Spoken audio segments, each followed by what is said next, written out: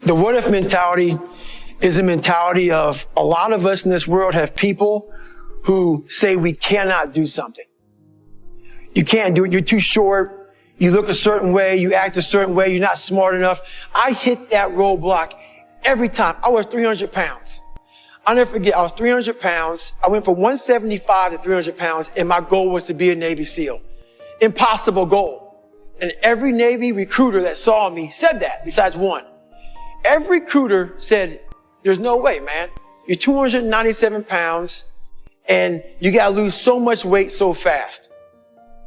I talked to one recruiter, and I never forget getting back in my truck, and he said, you cannot do this.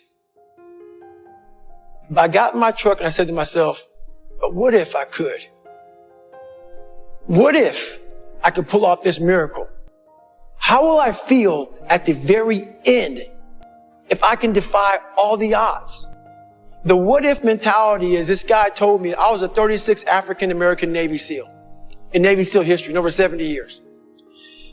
This guy told me there's only 35 African-Americans to ever be a Navy SEAL. He was pretty much telling me, you ain't got what it takes. I took that and said, what if I can be the 36th? Versus taking what he said, all the negativity he's putting on me, because he can't imagine himself doing what I'm about to do. So most people who can't imagine it, they reflect. It's like a mirror. They put that right on you. If they can't see themselves doing it, I can't see you doing it. I take that mirror and I totally discard it. And I say, what if I can be the 36th person to ever do it? So I use all their negativity as positivity and fuel to get me to where I need to go. What drives me today is being my best. And being my best is a never-ending journey. A lot of people call me obsessed. That's fine. I probably am obsessed.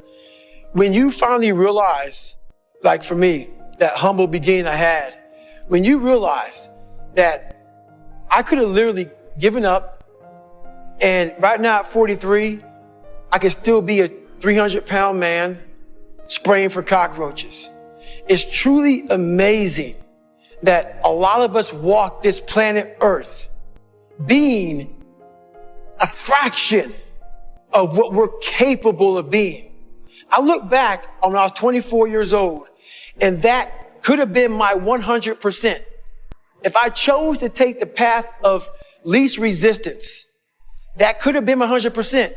Never knowing that in that 300-pound body, the kid who couldn't read, all this other stuff, 4th grade reading level, is now a person that's been through almost every special ops training in the world, has broke several records, and has continued to grow. Once you realize what's on the other side of that, that will keep you, I'm the most driven person in the world. Because I realized that I was leaving so much on the table.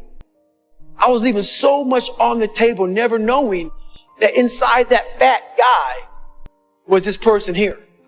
And once you peel the crust, peel that crust away and see who you really are, you open your mind to a whole nother world. So I've opened my mind up to a whole nother world that most people can't even fathom because they haven't dug deep into their own personal problems.